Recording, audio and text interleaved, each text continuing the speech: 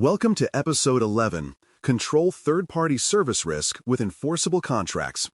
Today, we build a clear, repeatable oversight routine that turns provider obligations into unambiguous commitments you can audit, defend, and renew without drama. The goal is simple and strict.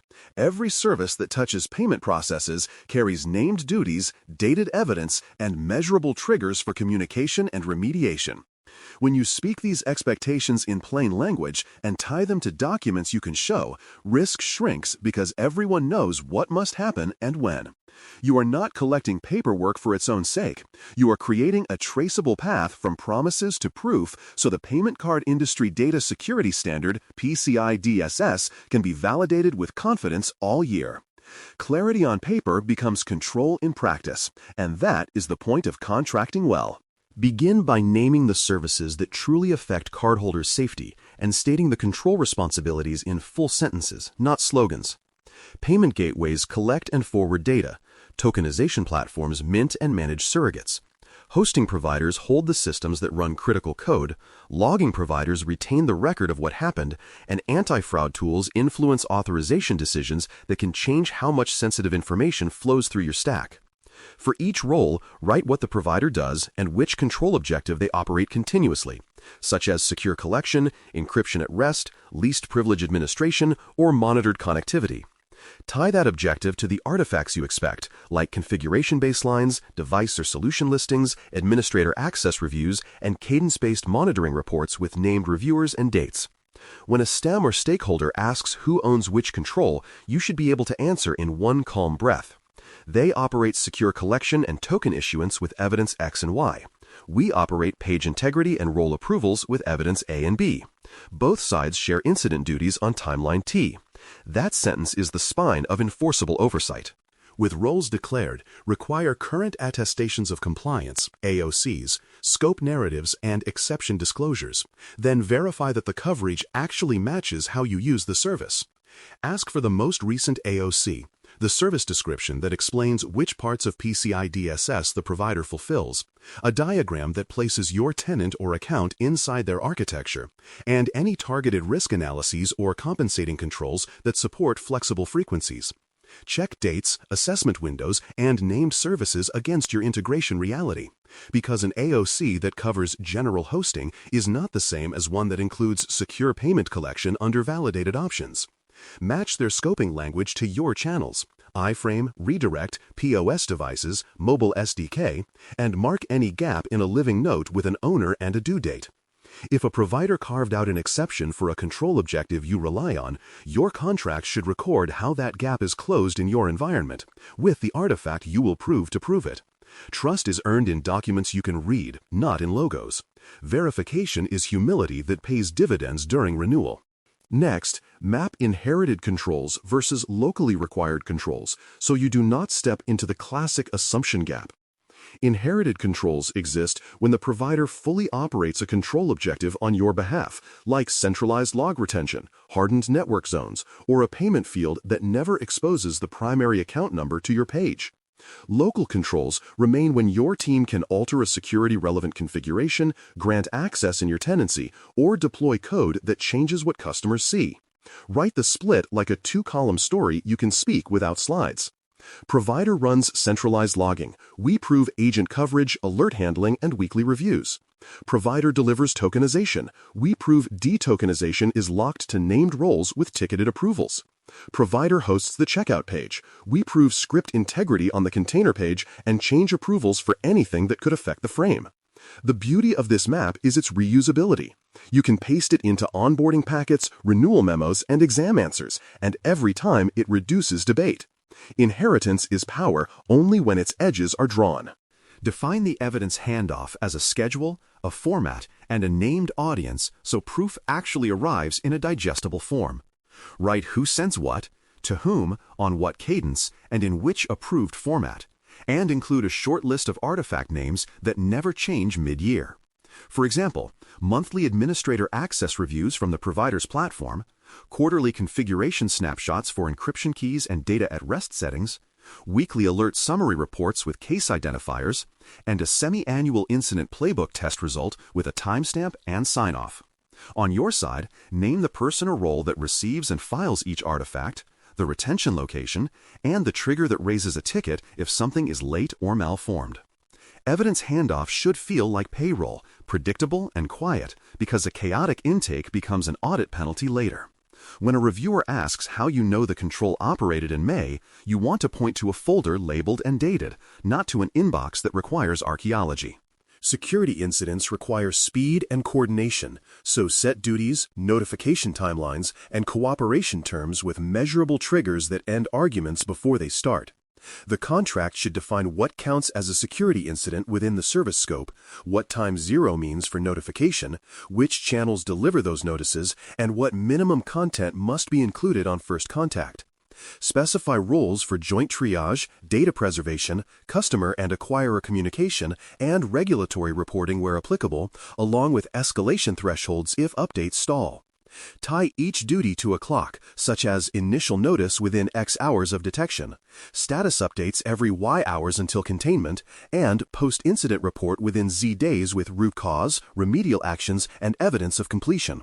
Add the reciprocal duty on your side to inform the provider when you observe anomalies at the boundary, because cooperation is not one way.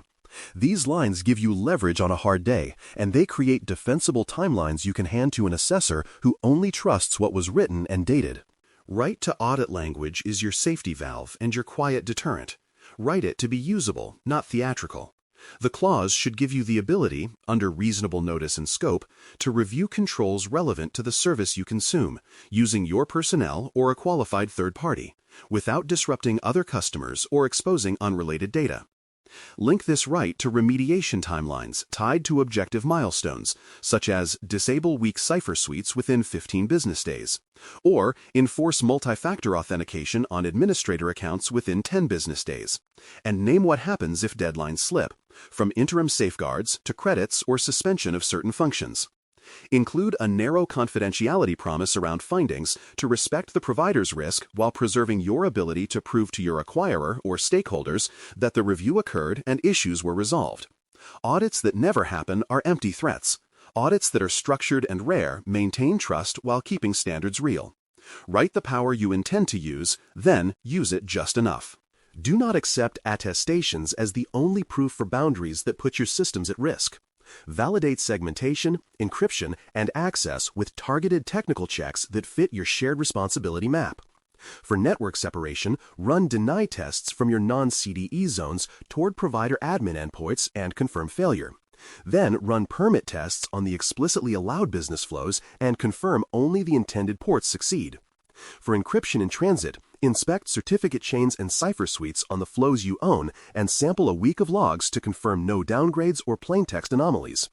For access, reconcile provider administrator lists with your contract's role definitions and demand evidence of multi-factor authentication where agreed. Then verify your own identities cannot assume provider roles without a ticket and a factor you control. Keep these tests small, periodic, and documented. You are not trying to become your provider's auditor.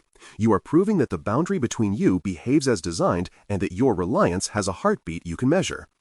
Modern services ride on other services, so track fourth-party dependencies and require your provider to manage and report those risks with the same discipline you demand from them. Your contract should oblige the provider to maintain an inventory of material subprocessors or infrastructure partners relevant to the service, to vet them according to documented criteria, and to notify you of changes with enough lead time to adjust your own risk posture. Ask for a summary confirmation each quarter that lists these fourth parties, the validation artifacts on file, and any incidents, exceptions, or remediation underway. This is not micromanagement. It is visibility across the chain that handles your customer's data or your control objectives. If a provider cannot name their fourth parties, they cannot manage your risk. If they can name them but cannot produce dates and documents, the problem is not the subcontractor. It is the weak oversight you must correct before renewal. Change is where many programs break, so monitor provider changes to personnel, infrastructure, and scope, and demand updated artifacts whenever that change touches your boundary. Write that key staff role changes in security and operations trigger fresh access reviews and sign-offs visible to customers on request. Write that infrastructure shifts, new regions, new platforms, or new network designs require updated diagrams, segmentation statements, and encryption proofs. Write that scope changes, new features, expanded data elements, or new integration methods require revised service descriptions and, when relevant, an updated AOC or interim attestation that addresses the delta. Pair these duties with a simple intake on your side, such as a changelog that translates provider bulletins into internal tasks with owners and dates. You are not asking to slow innovation. You are insisting that innovation arrives with the maps needed to keep your evidence true. Service-level agreements, SLAs, should align to PCI expectations for logging, retention, and time synchronization across environments because evidence dies when clocks disagree and logs disappear. State minimum log retention durations that cover your assessment window and your incident investigation needs. Name the systems and events that must be captured and require time synchronization with a reliable source so cross-system timelines are coherent. Include delivery expectations for exporting logs on request in formats your teams can ingest without translation pain. And define performance thresholds for alert delivery so security events do not arrive after their moment matters. Extend alignment to ticket response and change notice windows for security-relevant events, because a 10-minute alert that sits unread for 2 days is not a control.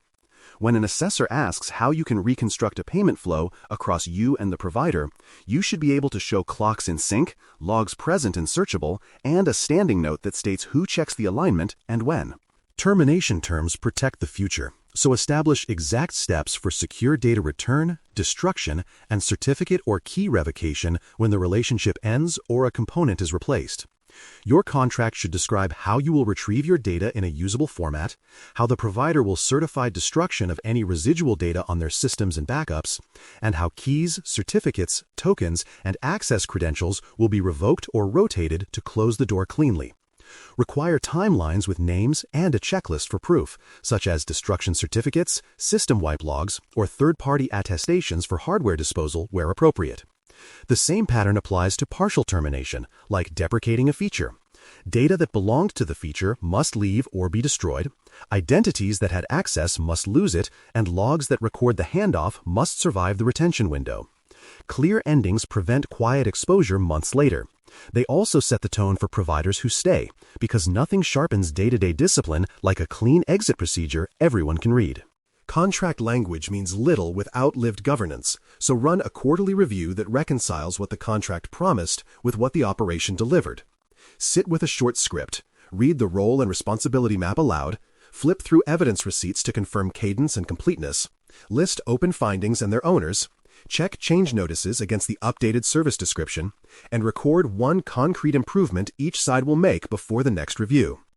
Do not produce a gallery of slides. Produce a dated note with links to the artifacts, the decisions made, and the follow-ups agreed. Invite your acquirer or internal oversight when timelines or exceptions align to brand expectations. This routine turns oversight into a habit rather than a sprint at renewal, and it catches drift early when fixes are still small. The best signal that your contracts help is boredom. Nothing surprises you at assessment because you have been rehearsing all year. To keep yourself honest, align your provider oversight to the same 4-part cadence you apply elsewhere: scope, control, evidence, validation. Scope asks which services and data the provider touches and where the boundary sits. Control asks which objectives the provider operates and which you must operate locally at the edge. Evidence asks what artifacts prove those controls lived during the period. Validation asks which targeted tests you ran and which third-party attestations you relied on, plus how you reconciled any conflicts. When disputes arise, bring the cadence to the table and speak in those words. It lowers the temperature because it replaces opinions with testable statements, and it makes contract language feel less like a weapon and more like a share the map. Providers who want to keep your business will learn the cadence with you. Providers who resist it teach you something just as valuable. In cloud-heavy or platform-as-a-service models, press the same principles deeper into identity and automation because the management plane is now your control surface. Contracts should state how administrative identities are created, elevated, and retired, whether through your identity provider or theirs, and they should name the logging and review you will see when administrators touch your tenancy. Where infrastructure as code or deployment pipelines manage configuration require change records, code reviews, and artifact retention that you can sample. If the provider's service exposes policy interfaces you control, commit to using them in least privileged ways and to proving you did with exports on a cadence. Shared responsibility gets trickiest when who can is unclear at the console. Make it clear by writing it down, shaping identities to match it, and auditing the moments that matter. When providers operate across regions or involve regulated data beyond cardholder information, harmonize your obligations so documents align rather than collide. Use the strictest shared requirement as your baseline for logging, retention, and incident notice. Then allow looser domains to ride that standard rather than drifting. If privacy regimes or sector rules introduce additional duties, append them with the same structure, named artifacts, cadences, and triggers, rather than creating a parallel process that no one remembers to follow. This approach prevents the "which rule are we under today" problem that derails incident response and slows audits. It also respects the real-world fact that your customers and regulators do not care which logo appears on the invoice. They care whether you can show who did what, when, under what authority, and with which safeguards. The more your contracts rhyme across regimes, the less fragile your oversight becomes. Close this episode by creating a provider risk register entry you can use tomorrow. Write the service name, the data or control objective it affects, the current AOC window, the inherited versus local control split in one sentence, the evidence cadence you expect next quarter, and the next change review date with the contact who will send the update. Add one targeted check you will run in the next 2 weeks. Deny from non-CDE to the provider admin endpoint, or reconcile administrator lists against contract roles, and one improvement you will request, such as clock alignment proof or a clearer service description map. Read the entry aloud once in the morning and once in the evening, and fix any line that still sounds like a policy manual.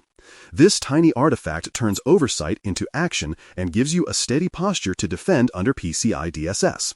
Contracts that speak in duties, dates, and documents are controls you can prove, and controls you can prove are the ones that protect you when the room is loud. Thanks for listening.